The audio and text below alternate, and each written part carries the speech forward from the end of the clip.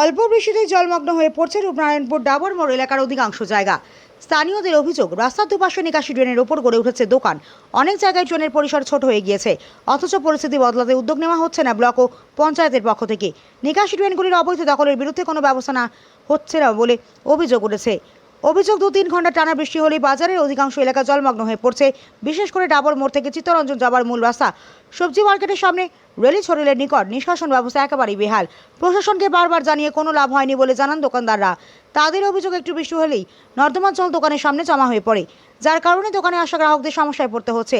এক দোকানদার জানান, তারা এই বিষয়ে বিগত কয়েকবার রূপনারায়ণপুর পঞ্চায়েত কার্যালয়ে জানিয়েছেন, কিন্তু কোনো সুরাহা হয়নি। পরবর্তী ক্ষেত্রে ব্লক কার্যালয়ে লিখিত আকারে দিলেও একই অবস্থা রয়েছে।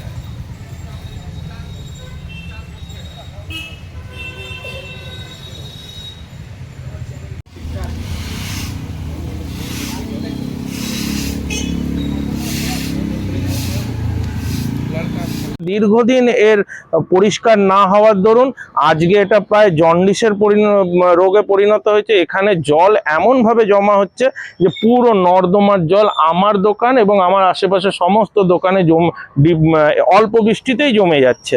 এবারে আমাদের একটা খাবারের দোকান, 20 বছরের পুরনো খাবারের দোকান, এর সামনে যদি নর্দমার জল দুর্গন্ধ থাকে, সেটা পার করে নিশ্চয়ই কোনো কাস্টমার আমাদের দোকানে আসবে না।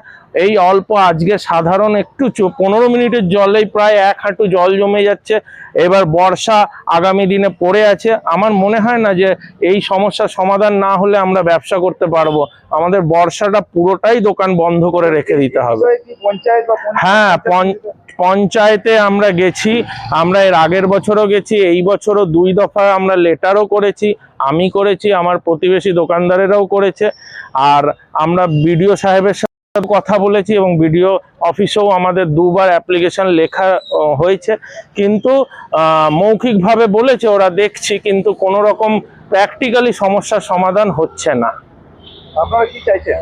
আমাদের কাছে, আমাদের প্রশাসনের কাছে শুধু এইটুকুই বলার যে আমরা যাতে সুষ্ঠুভাবে দোকান করতে পারি। এই নর্দমার জলের মাঝখান দিয়ে তো আর ব্যবসা করা যাবে না। আর যারা রেসিডেন্টসও আছে আমার আশেপাশে, তারাও থাকতে পারছে না, প্রচন্ড দুর্গন্ধ। এইভাবে কি মানুষ থাকতে পারে আনহাইজেনিক অবস্থায়? मेरा नाम रोशन उपाध्याय है, मैं यहीं पे रेसिडेंट मेरा है, घर यहीं पे है। एक्चुअली ये जैसा कि देख रहे भैया बता रहे, ये पानी, नाली का पानी जो है पूरा आके जमा होता है यहाँ पे। बारिश जिस दिन नहीं भी होता है उस दिन भी सुबह में ठीक रहता है, लेकिन शाम होते होते क्योंकि सब तरह का पानी आता है यहाँ पे, जिस दिन बारिश नहीं भी आता उस दिन का भी यहाँ पे जो स्थिति है बहुत बुरा हो जाता है। मतलब लगभग घुटने भर का पानी आ जाता है। और इसके लेके हम भैया और अगल बगल का जो भी दुकानदार लोग सब कोई गए थे, 2-3 बार बोला हुआ भी है, लेकिन उसका लेके कोई ठोस कदम नहीं उठाया गया है। और जब तक इसका बड़ा उपाय नहीं किया जाएगा तब तक ये जो है बीमारी में परिवर्तित होगा। फाइनेंशियल लॉस हो रहा है हम लोग का। और अगल बगल देखने में जो हम लोग का जो प्रधानमंत्री जी का जो स्वच्छ भारत मिशन है, उसमें भी ये मतलब एक बहुत बड़ा, आप बोल सकते हो कि ये एक चैलेंज है हम लोग के सामने, ये सब अपना परिवहन को, अपना जो आस पड़ोस है उसको साफ सफाई रखने का। आप लोग अभी क्या चाह रहे हैं? हम लोग बस इतना ही रिक्वेस्ट करेंगे कि देखिए, जैसे हम लोग को वादा किया गया उसके हिसाब से इसका जो है कोई परमानेंट इलाज निकाला जाए। अगर परमानेंट इलाज जल्दी नहीं भी निकलता तो भी एटलीस्ट इसका जो पानी जो निकलने का जो निकासी है उसको थोड़ा सुदृढ़ किया जाए। और अगल बगल का जो नाला है उसमें भी बाईपास बनाया जाए ताकि सारा पानी यहाँ के एक जगह जमा ना हो। आपका नाम? आपका? मेरा नाम रोशन उपाध्याय है, मेरा यहीं पे घर है और यस टू फिट के नाम से मेरा जिम भी है। এটা পুরো জাম হয়ে আছে। একটু বৃষ্টি হলে পুরো এখান থেকে ওই মাথা অবধি সব চপিয়ে যাচ্ছে, না কাস্টমার আসতে পারছে না যে বেরোতে পারছে। এই ব্যাপারে কি জানানো হয়েছে পঞ্চায়েত? হ্যাঁ, পঞ্চায়েতকে দিয়েছে, পার্সোনাল দিয়েছে, জয়েন্ট পিটিশন দিয়েছে, কিছু কাজ হয়নি। কোনো কাজ হচ্ছে না। এখন তো সরকার পরিবর্তন হয়েছে, আপনি কি চাইছেন, কি আশা করছেন?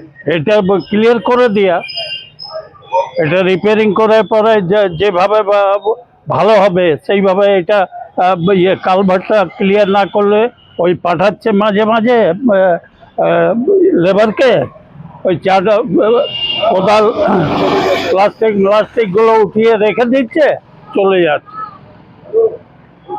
কোন জায়গায় এটা হয়েছে? হ্যাঁ, এটা কোন জায়গায় হয়েছে?